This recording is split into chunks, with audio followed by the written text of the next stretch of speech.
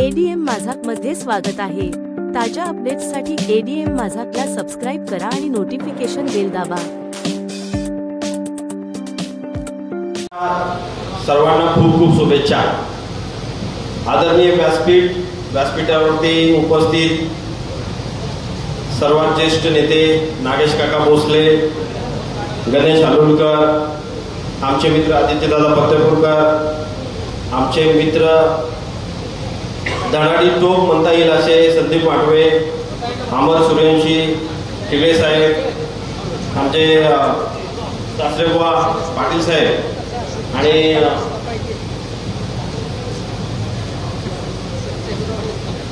संजय बनपट्टे साहेब। मी काही राजकीय नेता नाही, माझं थोडंसं माईकच्या समोर उभारलं की थोडंसं विसरलं जातं। मी प्रॅक्टिस करतोय माझ्या या मेळाव्यासाठी, म्हणजे भव्य असा मेळावा आमचे मित्र श्याम सर यांच्या खरं संकल्पनेतून आणि माझ्या विचारातून, आमच्या मित्र परिवारातून समोर आलाय आणि तो दिवस आज दिसतोय। या कार्यक्रमाच्या निमित्ताने आता बेरोजगार म्हणता येणार नाही, कारण सगळ्यांना नोकरी मिळणार आहे याची मला गॅरंटी आहे। त्यामुळं उपस्थित माझे तरुण आणि तरुणी मित्रांनो, पत्रकार मित्रांनो, सगळ्यांना माझा नमस्कार। या कार्यक्रमासाठी आपण जवळपास 45 ते 50 कंपन्या इथं बोलवल्या।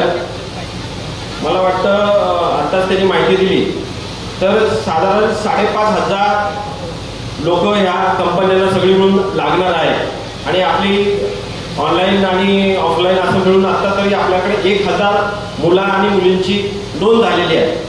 प्रत्येकाला त्यांच्या शिक्षणाप्रमाणे बँकिंग असेल, IT मॅन्युफॅक्चरिंग असेल, फार्मा असेल, इलेक्ट्रिकल असेल, शुगर फॅक्टरी इत्यादी सर्व कंपन्या इथे अवेलेबल आहेत। प्रत्येकाला त्यांच्या कॅलिबर, त्यांच्या शिक्षणाप्रमाणे प्रत्येकाला जॉब मिळेल ही व्यवस्था आपण इथे केलेली आहे। माझी आपल्याला या सगळ्यांना विनंती आहे की माझ्या ग्रामीण भागातला मुलगा किंवा माझी भगिनी असेल तर त्यांना उमजेल, त्यांना समजेल असे प्रश्न आणि त्यांची जे आपल्याला रिक्वायरमेंट आहे त्यात जो माझा माणूस, माझा सहकारी बसतोय त्याप्रमाणे त्यांना ते तसं ट्रीट करा। कारण एकतर इंटरव्ह्यू देताना मुलांना थोडंसं घाबरल्यासारखं होतं आणि त्यामुळंच आपण इथं आयोजित केलं आहे पंढरपूर आणि मंगळवेढा। पंढरपूर ही आपली देवभूमी आहे आणि मंगळवेढा तालुका ही संतांची भूमी आहे। या दोन्ही तालुक्यामध्ये मी काम करत असताना मला असं जाणवलं की कुठेतरी आपला तरुण आणि तरुणी बेरोजगार आहे, ह्यांच्यासाठी सुद्धा काहीतरी काम करण्याची गरज आहे। त्यामुळे ही संकल्पना खरं तर सुचली आणि हा उपक्रम आपण मागच्या एक महिन्यापूर्वी, 15 ते 20 दिवसापूर्वी आपण माढ्यात सुद्धा हा प्रयोग केला आहे। तिथं सुद्धा मुलांचा चांगला प्रतिसाद मिळाला आहे।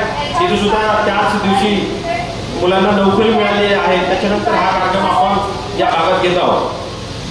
मला आपल्याला सर्वांना विनंती आहे, फक्त एक नोकरी मिळाल्यानंतर एखाद्या कुटुंबाचं किंवा एखाद्या माणसाचं भाग्य म्हणजे कामाला लागतं असं नाही। आपल्याला ह्याचं देशाला सुद्धा ह्याचा उपयोग होणार आहे।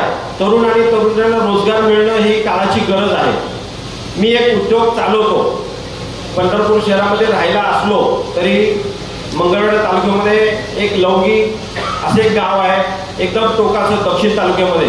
तिथे एक साखर कारखाना चालवतो मी। साधारण 15 वर्ष झालं मी तो काम चालवतोय। तिथं पाण्याचा भाग खूप कमी आहे, ऊस त्याहून कमी आहे। आपल्या पंढरपूर शहरातून मोहोळ तालुक्यातला काय भाग, जत तालुक्यातला काय भाग, कर्नाटक मधला काय भाग, असं सर्व मिळून 4 ते 5 लाख टन प्रत्येक वर्षी मी गाळप करत आलेलो आहे। त्या उद्योग चालवताना येणाऱ्या अडचणी मी बघतोय।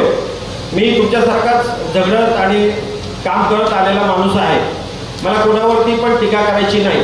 मगाशी आमच्या मित्रांनी आदित्यदादांनी सांगितलं की इथं या सगळ्या उद्योग काहीतरी उभा केला पाहिजे, पण मी ऑलरेडी एक उद्योग उभा केलेला आहे, तो चालवतोय आणि ते चालवत असताना त्याची जी आता प्रगती आहे ते खूप चांगली आहे।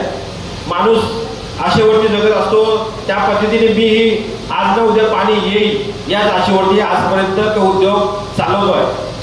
आपले चुलते आदरणीय डॉक्टर प्राध्यापक आरोग्यमंत्री राज्याचे तानाजीराव सावंत यांच्या मार्गदर्शनातून आपण या पंढरपूर शहरामध्ये आषाढी वारीमध्ये प्रत्येक वेळेस जे जे उपक्रम राबवता येतील आणि भैरवनाथ उद्योग समूह यांच्या मार्फत आपण जे काम करतोय ते पहिल्या दिवसापासून करतो आहे। कुठलेही इलेक्शन लढवायची आणि आपल्याला काहीतरी मिळवायचं आहे हा उद्देश डोळ्यासमोर न ठेवता आम्ही इथे काम करत आलेलो आहोत आणि यापुढेही काम करणार आहे. आमच्या संदीपदादांनी सांगितलं मी इच्छुक आहे, नक्कीच इच्छुक आहे. पंढरपूर आणि मंगळवेढा या मतदारसंघासाठी येणारी विधानसभा याच्यासाठी मी माननीय पवारसाहेबांच्याकडे भेटून तशी